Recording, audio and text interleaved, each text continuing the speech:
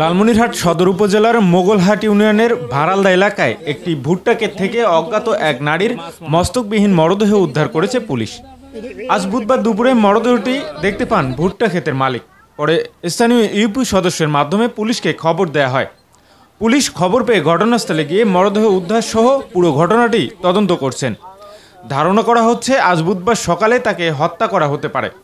দেখলাম বোরকা পরা, মানে ছেলে মানুষের স্যান্ডেল টুপি এইটুকে দেখছি। এখানে দেখলাম একটা মহিলার লাশ পড়ে আছে।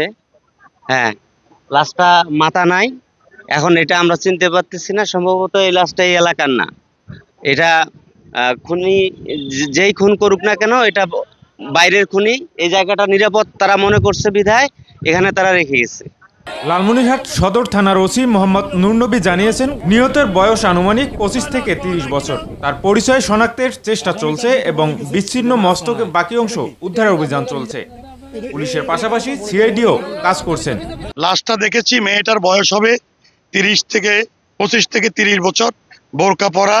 তার মেয়েটার একটা স্যান্ডেল আছে, জুতা আছে, আসামির 2টা জুতা আছে, একটা মাংকি ক্যাপ আছে, মাথা নাই। এই অবস্থা আমরা দেখলাম। আমরা এটা মাথাটা খোঁজাখুঁজি করতেছি। এখানে সিআইডির টিম এসে গেছে, তারপরে আমাদের সিনিয়র অফিসারও আসছেন।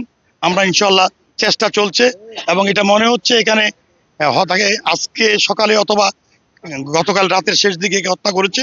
তার রক্তগুলো তাজা মনে হচ্ছে এবং গাছের পাশাপাশি দেখতেছি যে যেখান দিয়ে বের হয়ে যাবে তার পাশ দিয়ে একটা নির্জন এলাকা।